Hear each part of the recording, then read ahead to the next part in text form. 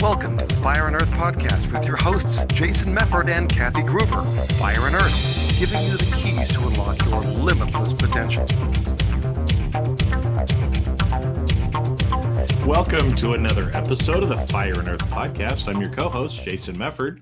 And I'm Kathy Gruver, and I'm so excited for this conversation. We're going to be talking today about one of my most favorite things, past life regression and reincarnation, and the possibility that you may have lived in another lifetime. I've been playing with this since high school, so I'm very excited about this. Well, and I am too, because we've known each other for a while, but I didn't realize the history behind it. I knew that you did some past life regression hypnosis work, but I didn't know this, and I was kind of introduced to this, I don't know, probably a year or so ago when I read a book, and there's been several other things that have come along. And I think we all, and again, this is going to get a little woo-woo for some of you, and that's fine. But if it is, then listen with an open mind, right? But I think most of us, and you probably feel this way too, this isn't the first time you've been here.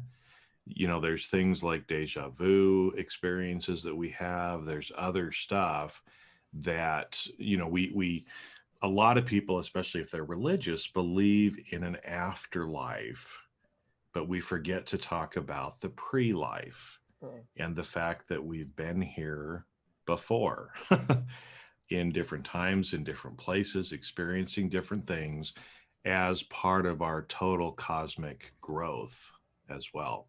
So yeah, Kathy, I haven't heard the story yet. So maybe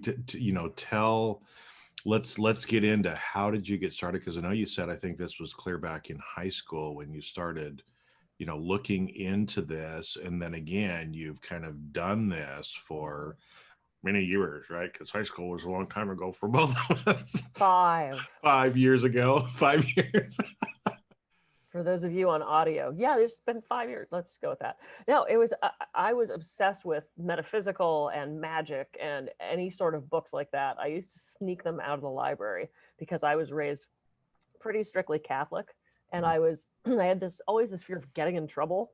Yeah. So I was so afraid that if I checked the book out of the library, they would call my mom and be like, do you know what Kathy's reading? Which so you were stealing them out and then bringing them back. So I stole them because, that's more logical than take them back. I would photocopy them and then I'd return them. But I remember finding books on reincarnation, and one of them had an audio cassette. Those are these small things that aren't CDs or MP3s that you put into a machine and then listen to, for those of you who don't know. And I remember listening to these cassettes, and it was this guided past life regression. And I started doing that in high school and move on to college. I had a couple friends that were really into it. I had started studying with Roger Woolger and read the book, which I know we're going to talk about, Many Lives, Many Masters. And it zinged me so much. And so on Friday and Saturday nights, when everybody else was out partying and getting drunk, I would have people into my dorm and I'd do past life regression. I was different. Not to say I didn't go out other nights, but yeah. So it's just something I've been fascinated with, and it made sense to me. Having been raised Catholic, it is that you're born, you die, you go to heaven or hell. To me, it was like, well, I had too many questions about that. But my heaven is different than somebody else's heaven, and what do you see other people? What is that? How does that work? And you're born, you die, it's pointless, and you just go back to dirt made no sense, because then what's the what's the point? And talk about life being unfair. You get somebody who's born upper middle class in California versus someone who's in some small village somewhere who's getting genitally mutilated at 6. Wait, what? This is our only shot at this? So the only thing, just to me, and everyone has their own opinion on this, the only thing to me that made sense was this idea of coming back multiple times, trying it again and again. I equate it to high school. I equate it to summer stock theater. We'll talk about all those metaphors at some point, but it just made sense to me. So, and I've regressed dozens of people. It's how I got into hypnosis. Well, so, yeah, it was the start for a lot. Like you said, it was the same thing. I mean, because I grew up very religious myself, right? Mormon instead of Catholic, but it was the same thing, But what was interesting is there were some things in the Mormon religion, right, that actually, when you step back and you think about it from a broader perspective, right? I mean, they talk about, there was this grand council before, and we all kind of, decided who our parents were going to be and how we were going to come down and what we were going to do, and that we were going to grow during this life, and then we move on, right, to something else. Now, again, it's still pretty much like a once and done kind of a feel in that, right? And then whatever you do here, you go on to the heaven, right? And they actually believe there's a couple of different heavens, but won't get into that today, right? But I remember, too, as a young kid, kind of in a young kid, and then as I've gotten older too, it was that whole idea of heaven and hell. Yeah. And I think it's the idea of looking around at some of these other people who were going to be going to have quote unquote heaven, and it's like, I don't want to be with these people. Right, I know. I want to go somewhere else. But it makes a lot of sense, again, like you said, when you start to when you stop and start thinking about it, and then you see a lot of the ancient traditions and other stuff that's out there. There's a lot of stuff out there about reincarnation. The Judeo-Christian creed that a lot of people in the world kind of fall under an umbrella of today. It's like one God, you're born once, you die, you go to heaven or hell, kind of a thing. But almost every ancient tradition, it's not about that. It's Right. about some form of reincarnation, about learning, about growth, and doing this, multiple times as well. And so yeah, I kind of got introduced to it by reading that book, Many Lives, Many Masters, which is a fabulous book. That's the first one. I think it's I'm trying to remember the guy's name. Brian Weiss. Weiss. That I think the first book was him. He was a hypnotist, and he was trying different things with this one particular lady, and things just weren't working. And so he heard about past lives, I think, and he's like, all right, well, let's try it, right? And one of the sessions, and it was like, holy crap, what's going on here? And he kept doing this. I think it was that book kind of goes through her journey, and I can't remember how many regressions, but to the point, a lot, right? And to the point that they came together in this life, but in a lot of the regression, he was there too. So they had known each other, and again, the universe brought them back together in this life, as well, because there were some things that they both needed to learn, in some ways that he was able to help her release some of the, we'll just call it prior karma, I guess is probably the best way, right? Because we have to, as part of our growth and learning, we have to work through our karma as well. And some of that was from things we've did or did not do in previous lives. And it's just part of our growth process as well, as we're coming through here. So yeah, I'm going to just correct something in the book, because I've read this thing so many times. He was a psychiatrist. I think it was Yale trained. I mean, like really highly respected in the industry. Oh, yeah. He didn't believe in past lives. He decided to try hypnosis to get her to root cause of where this trauma was coming from. And so he said, go to the first time, go to the first time, go to the first time, go to the first time. And suddenly she ended up in another lifetime. And he kind of went, wait, what the, So he didn't actually realize he was doing it. He thought he was using a different technique. Okay. He did not set out to get her to a past life. He said, go back. And she ended up in a completely different time, a completely different place. Now, for the people right off that are going to say, she's probably just making it up. I don't care. I don't care if you made up that you're an Italian princess, and that if it solves the problem, if you need to use that symbolism and that image to get work done, I don't care. I do something too called mythic and archetypal journeys, which is similar to past lives, except it's more just pure fantasy. It's one of the best healing tools I've ever used. And people are just making stuff up. So it's like, if you don't believe in past lives, it doesn't matter. Past life regression is still incredibly effective. So let me just throw out after studying this so much, some of my beliefs around this. I believe we cycle back with the same basic group of people over and over again. I believe we do pick our parents, our time, where we're going to be, what our gender is going to be. To me, past lives and reincarnation explains things like that love at first sight feeling. You meet someone and just go, oh my God, I feel like I've known you forever. Okay, where's that come from? That moment where, you're in dance class and you look over and you go, oh, I don't know her, but I just don't like her. I don't know why. There's just some feeling that, anytime we have those kind of judgment, those snap assessments of people, to me, that could be a past life thing. To me, it perfectly explains homosexuality and transgender. It explains some ailments and injuries and long-term things like that. And I have seen some incredible things happen during reincarnation sessions in my office where pain goes away and relationships are strengthened and just that knowledge is gained. And for me personally, just because I've been doing it so long, I think it's kind of fun. It's fun to explore what you may have been before, so Well, that's sort of where I come from with all that. yeah, and it's interesting, again, because with that, right, is one of the things that I've heard somebody say too is you either were, you are, or you will be. And that term meaning that, in order for us to really learn and grow and fully kind of learn this human experience, we have to have either gone through certain things before, go through them now, or go through them in the future. And so a lot of that stuff, again, genders, again, from that book, and I'm guessing from your experience, a lot of times people end up as a different gender or a different race or in a different time period. And it's, again, for me, helps to kind of explain some of the stuff too, where, like you said, you see somebody and you're like, oh, I don't like them. Right. Well, good chance there was some negative thing that happened before. Right.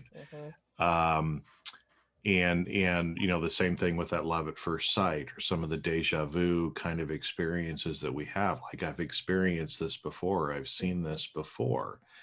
But also kind of sometimes the empathy that we can have for other people, or maybe, particular things that we just at our root, right, in our soul level, we just have strong opinions or strong empathy about, because, again, chances are maybe, take something like, gay, transgender kind of stuff, that maybe, again, in a previous life, you were gay, now you're straight, but you have this affinity and this protection, if you will, for gay rights. Well, that would make sense if you'd experienced life that way before.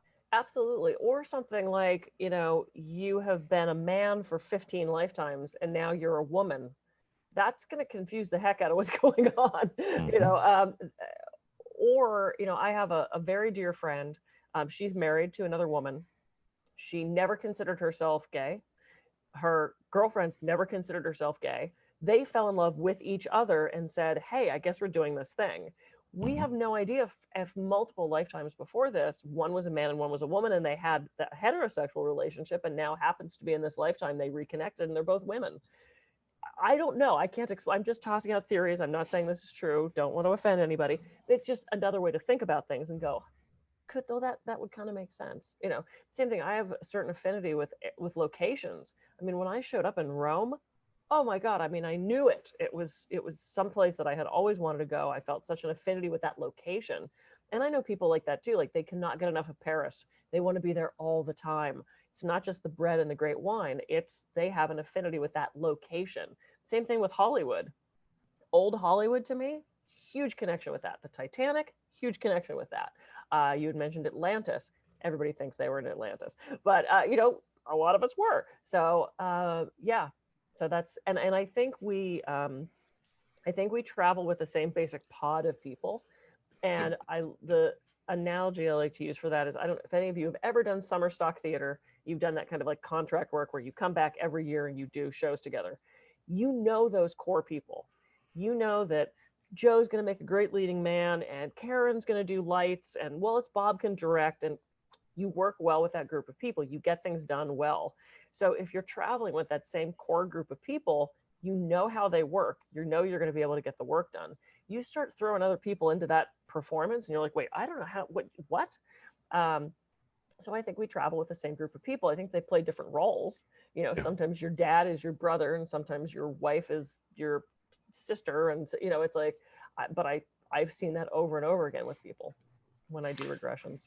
Well, and so let's talk maybe a little bit about that too, because again, I mean, this fascinates me as well. But you know, like you said too, it's people that are listening. You know, some of you are going to be like Kathy and me, and you're going to be like, yeah, this totally makes sense, right?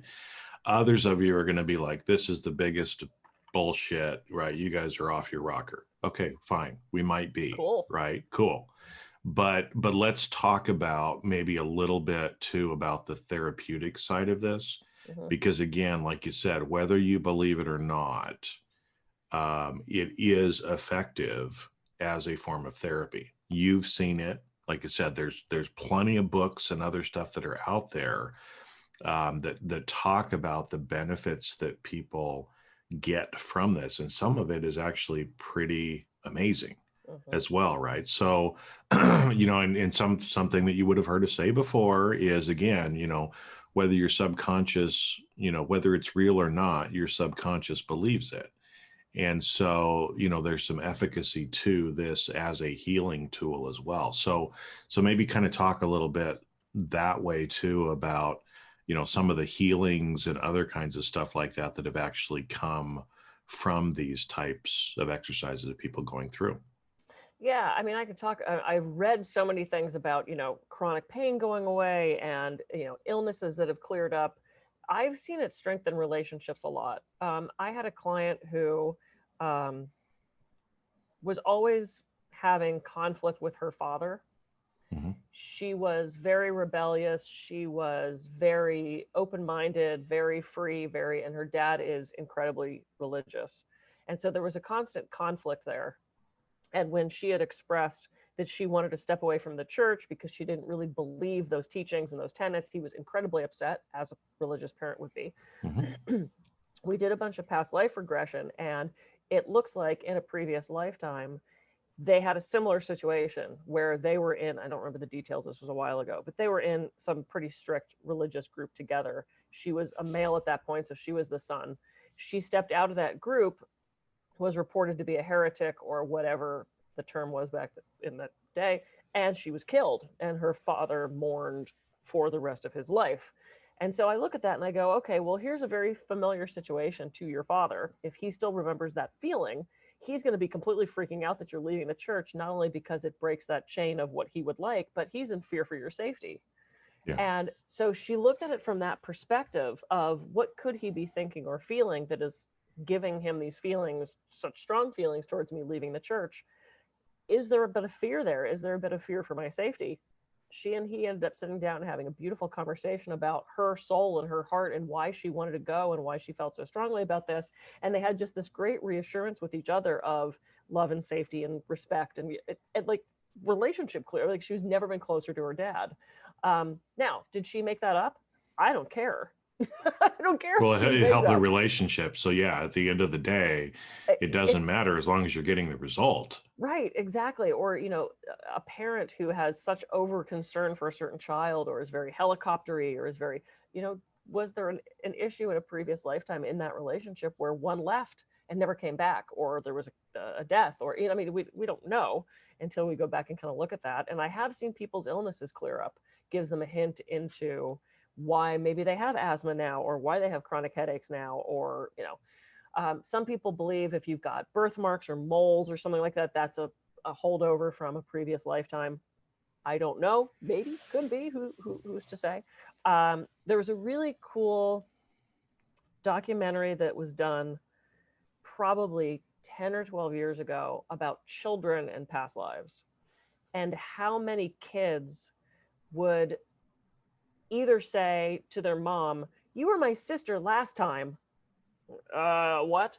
Because it seems to be up to the age of 6 or 8. They're so still tapped into those memories. And then, you know, our critical thinking comes in and we're like, that's bullshit. And there was one young boy, this was such a famous case. There was a whole hour spent on this kid. He was obsessed with planes. He was obsessed with World War II. He was drawing pictures of planes. He knew parts of planes. He knew mechanics of planes. And his parents are sitting there going, we don't have cable. So he's not watching the History Channel. We homeschool him. I mean, there was no way this kid could know this stuff.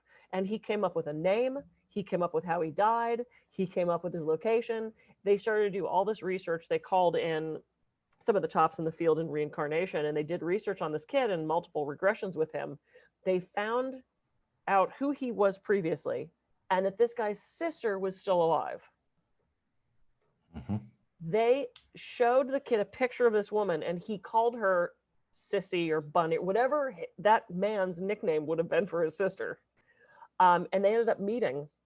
And I thought, oh my God, that's so trippy, because you have this little kid who's part of the past life is still alive. Mm-hmm. And so, you know, there's a lot of young children who were commenting on 9/11, who were commenting on, what was the bombing in Chicago where like a preschool was that was that Oklahoma City, you think? Oklahoma City, yeah. Where kids now, because they wouldn't have, you know, in this lifetime, they weren't alive back then, making comments about, oh, I remember, you know, falling out of this really tall building and planes coming. And it's like, whoa, you're talking about 9/11 after not having exposure to that thing now.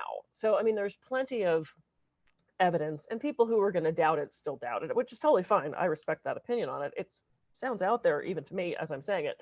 But, you know, there's a lot of evidence of children who are remembering things, or, you know, calling people by different names, or saying that I knew you in a different way before. So I look to that. They're not as corrupt as our minds. I can make up anything I want. Kids are a little more innocent with that.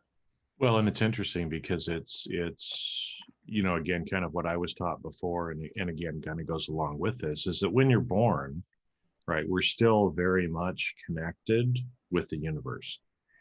And it's that, you know, what I was taught, they called it the veil of forgetfulness kind of a thing, mm-hmm. right? Is that, and again, it's somewhere between 6 and 8 that most of this happens, that kids, you know, they're very, very innocent. They have some of these different types of experiences. You know, they talk about grandma who's been dead, you know, long before they were born, or other stuff like that. Sometimes they're more clairvoyant.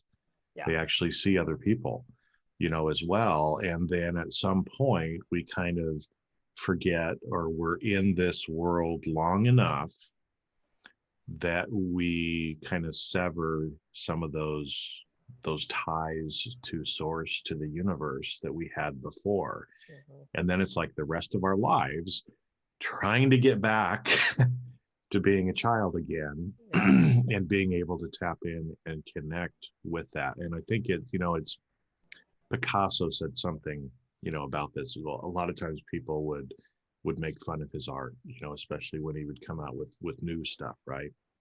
But I think he said something to this effect, that, you know, the artist, you know, you need to try to become childlike again and get back to that place as a child. Mm-hmm. And I think, you know, again, when we do that, a lot of this stuff can come through us. You know, there's a difference between the brain, and there's a difference, and the mind is different than the brain. And the more that we can tap into the mind and actually realize that we're here for a reason, we're connected to the different people around us for a reason.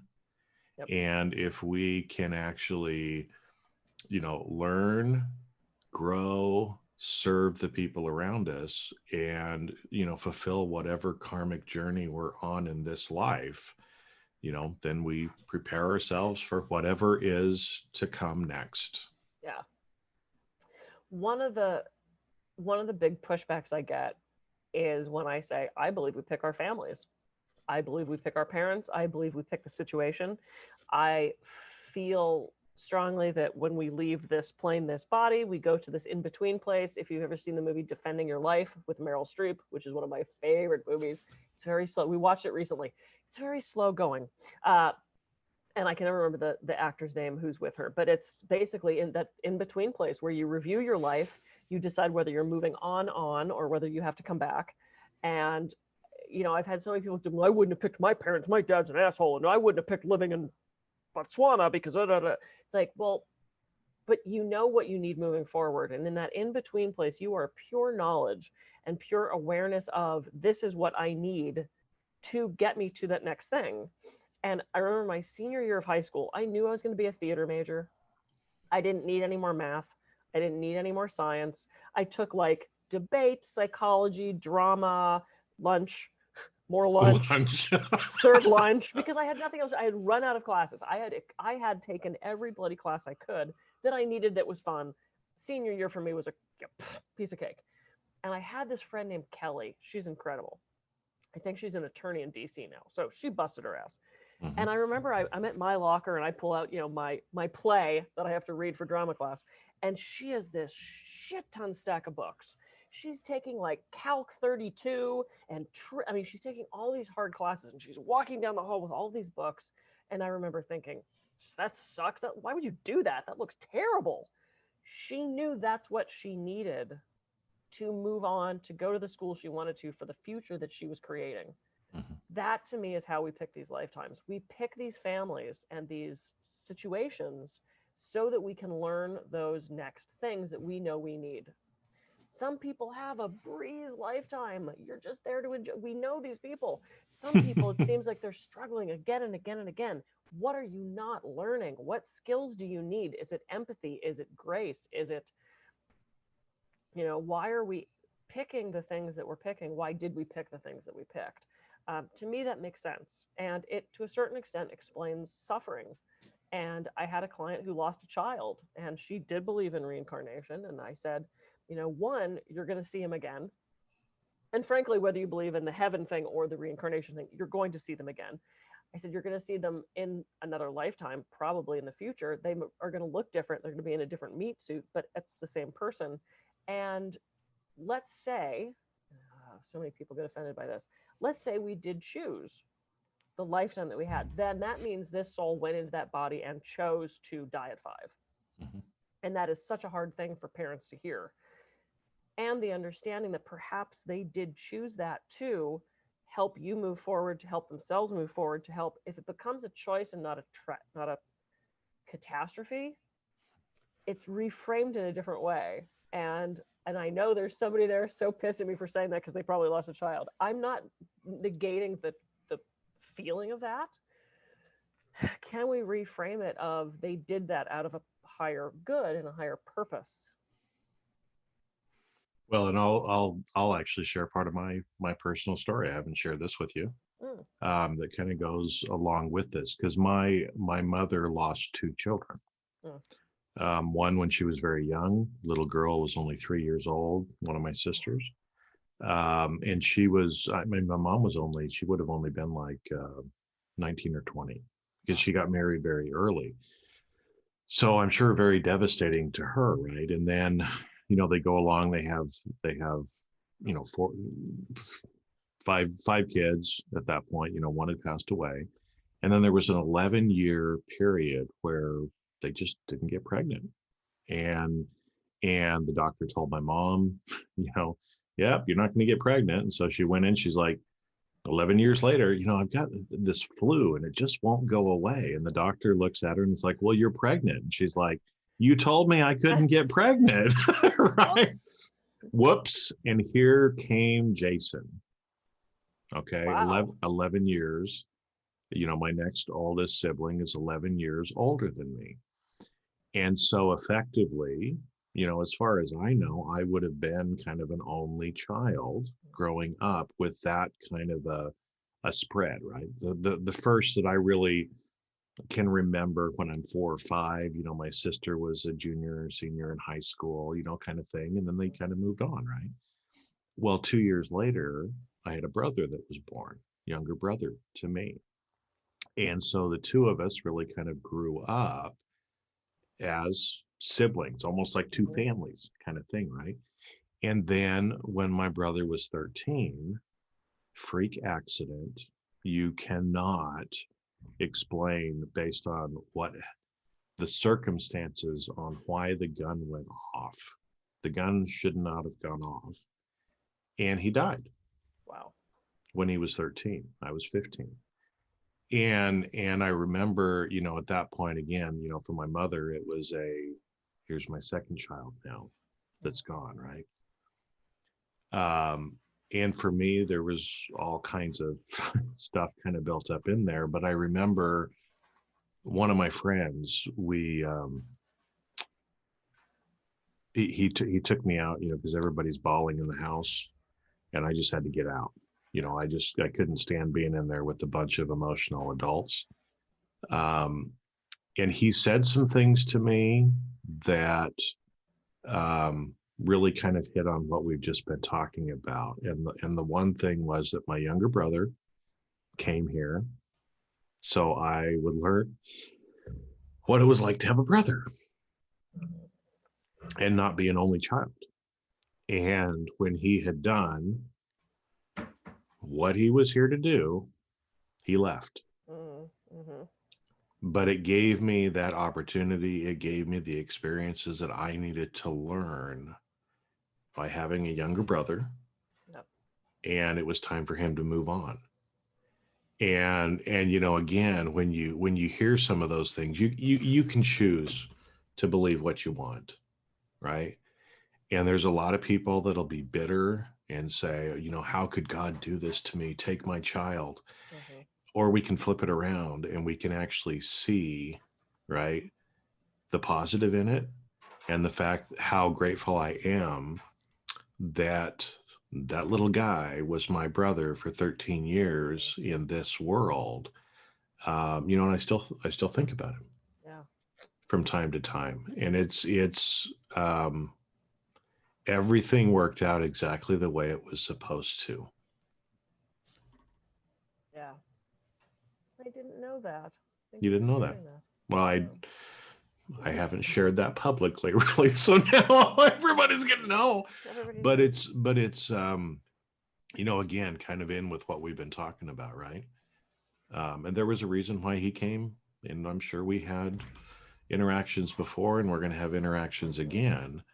But that we all are here for a bigger purpose. And I know, most of you, again, you feel like you're here for some bigger purpose than just, being in the rat race and going to work and working your 40 hours and coming home. And that's because we do all have a bigger purpose here. Mm-hmm.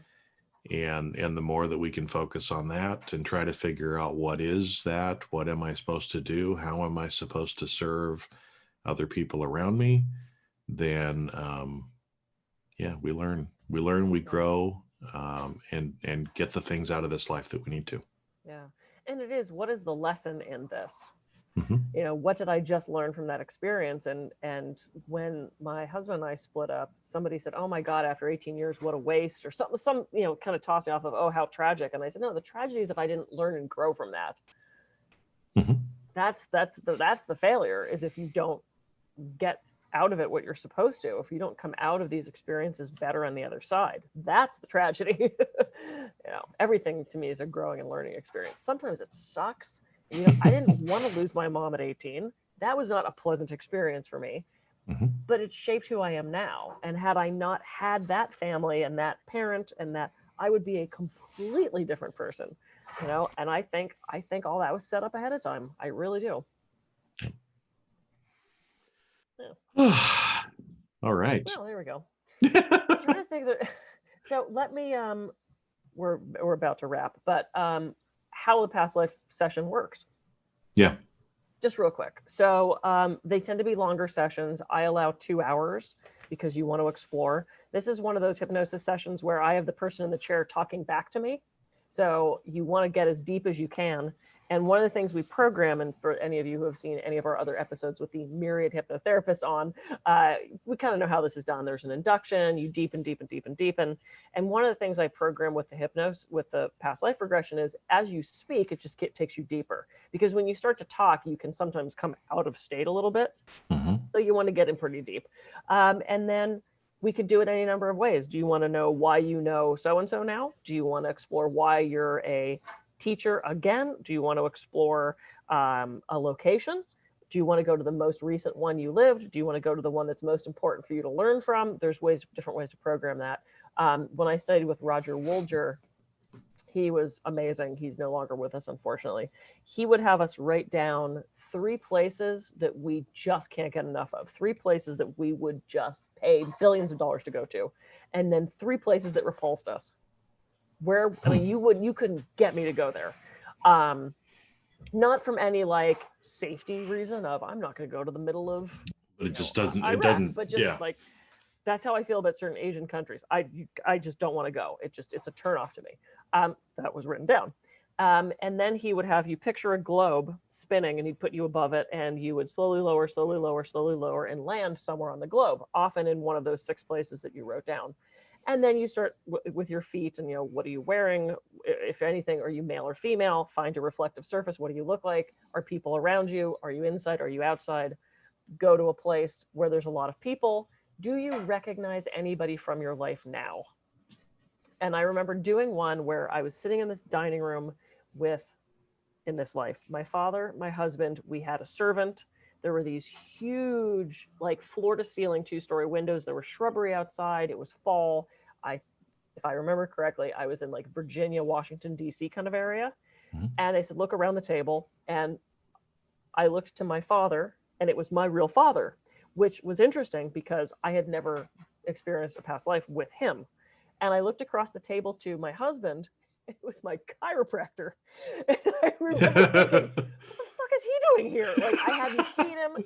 I hadn't talked about it. I wasn't thinking about him, but that was my chiropractor. And I was like, whoa, that's trippy. Okay. And I remember weeks later, sitting my chiropractor down and going, so this happened. And we had a servant who was someone I didn't know, was sort of an extra in this little movie that we were doing. But so look around, see if there's anybody see what those relationships are.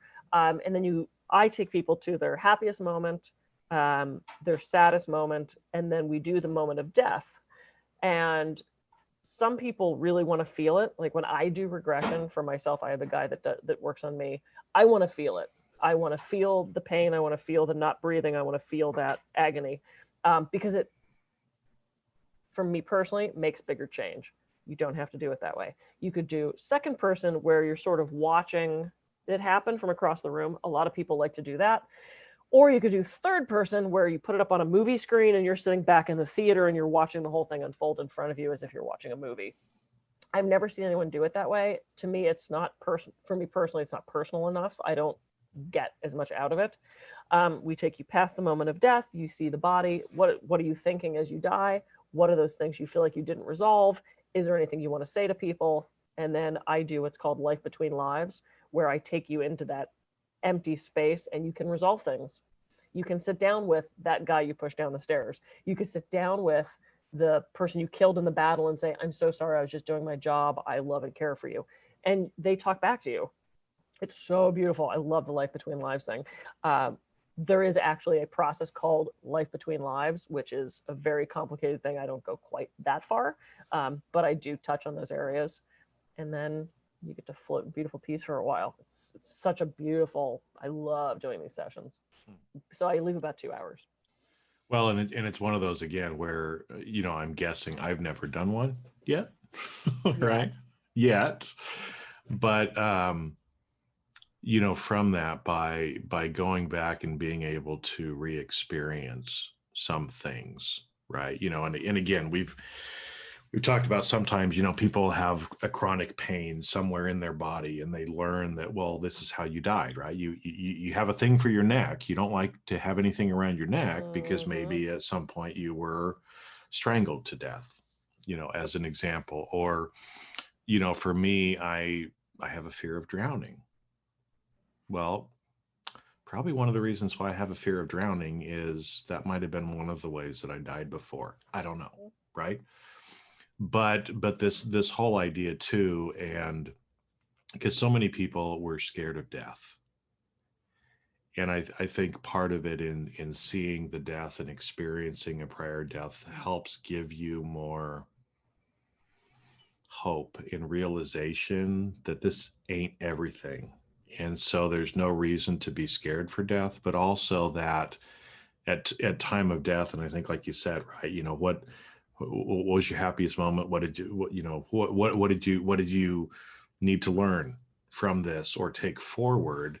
Is that it then allows us to either clear some of those things or realize, that's something I have to work on. And that's one of the reasons why I'm here doing whatever I'm doing as well. I had a client longtime client. He was probably one of my first clients, and he has chronic headaches, like literally daily migraines. Horribly painful. He had pretty much exhausted everything else, and he's a total skeptic, and he's like, all right, I don't believe it, but let's try this past life shit. And I went, awesome. We did the regression. He took so well to hypnosis. We had already done some pain management stuff, so he was used to being in the hypnotic place. And we did some past life regression. And we went through, I think we did 2 sessions. I think we went through 4 lifetimes, and every single death had to do with him hitting his head. One was a battle scene where he got in the back of the head from the butt of a musket or something to that effect. One was his happiest moment of him surprising his wife and was walking down the stairs with a cake, and he slipped and he bashed his head on the back of the stairs. Just repeated things. But here's what came out of it. The headaches didn't go away.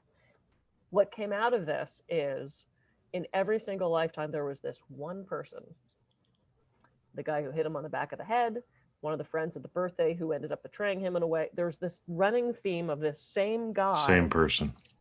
It's a person in this lifetime that he knows that screwed him out of a multi-million-dollar deal and is now suing him. And so what we ended up coming out of that with was, is there forgiveness that needs to happen? Is there some reconciliation with this person that needs to happen? Is there self-forgiveness that needs to happen? Is there? And so he ended up actually resolving this relationship with the person. Headaches didn't go away. And something else good came out of it, of this realization of, wow, okay, this is a pattern now. We need to resolve this. Again, did he make all that up? I don't care. This ended up helping him through an issue that he's having right now and helped resolve some stuff. So you never know what you're going to get out of it. I've had people come just because they want to know. They're just curious. I've had a couple lifetimes where it was like my dream, like, oh my God, this is the perfect lifetime. I always wanted to do this one. Oh, yay, I'm there. And it was shit. It was the most horrible lifetime ever. And to me, it's like, I wouldn't have made that up. Like, if I was going to make up that story, it would have been this perfect, bucolic dream lifetime, and it ended up being shit. I wouldn't have made that up. Just some experience. I mean, I've had a couple where I'm like, I couldn't have come up with that. I mean, it's like, there's no way I was making that up. So, try it out. It's fun. Can't hurt. No prescription necessary. It's 2 hours of exploration of your own subconscious. Why would you not want to try that? Well, and I'm guessing too, I mean, it's one of those where when people come out, there's a release, there's a peace, there's a, every time you do this with somebody, and I'm sure, I mean, you get all excited talking about it because you've seen people and you've seen how it's helped them. So it's, 2 hours, what do you got to lose? Kind of thing, right? You get to be relaxed for 2 hours, and you're probably going to feel better after that. Well, and to your point about the neck thing, it's actually very common that people don't want stuff around their neck. And I had a client who, she couldn't wear a necklace. She could, like, this shirt would be too high for her. She just couldn't stand that feeling. And we ended up doing a past life regression. She was choked out and died. As soon as we resolved that, the next time I saw her, she was in a turtleneck, and she's like, I could wear a shirt again. Yeah. That's a small thing. And it's still an illustration of how powerful this work can be. Yeah. Well, and again, so I know we're probably on time. This is one of our longer episodes, but hey, we love going here. So again, I mean, whatever you take from this, again, believe us, don't believe us, we don't care. We're just here sharing our experiences with you. But, I hope that you got a few things out of this, which is, it's not your first rodeo. You are special. You're here for a purpose, so how can you grow? What lesson can you learn? How can you serve the people around you? And just make this the best life that you can, right? And the best life for everybody else around you as well. If there's things that you are curious about that, again, maybe things like the neck thing, or, some of the chronic pain, or some of the other things that you're just like, I just want to know why this is happening to me, or why I keep getting in these patterns. This is one of the tools that can actually help you do it. So, yeah. And it allows you to have patience and understanding and some empathy for others, knowing they're doing the best they can with the tools they have. Yeah. We're all doing our best. Yep. Love it. Yay. Love it. All right. Well, this was a fabulous conversation. Thanks for tuning in, everybody. Hey, I'm going to give a different website this time because if you want to do some past life regression, I can do that for you. It's healingcirclehypnotherapy.com. healingcirclehypnotherapy.com. All right. Go out and because I haven't done it yet, but we're scheduling something here very soon for me to actually go through and experience that as well. So, yay. Any final thoughts, Kathy? No, just I appreciate you all listening this far. I know we tossed out some ideas and some theories that maybe were, contrary to what you normally believe. I appreciate you tuning in and listening and doing that with an open mind. And if you end up walking away from this going, I think it's still bullshit, that's awesome. I respect that too. We don't all believe the same thing. We've all had different experiences. I just know from me doing this from the time I was 15, it seems pretty damn real to me. It fits in with my philosophy of life. If it doesn't fit in with your philosophy of life, that's okay. But I appreciate you listening with an open mind. Great. Well, with that, I guess it's probably time for us to sign off, eh? It's time to sign off. How can people find you, Jason? They can find me at jasonmefford.com. And so with that, everybody go out, have a great week. Just know that you're amazing. And we appreciate you listening to us. And we'll catch you on the next episode of the Fire and Earth podcast. See ya.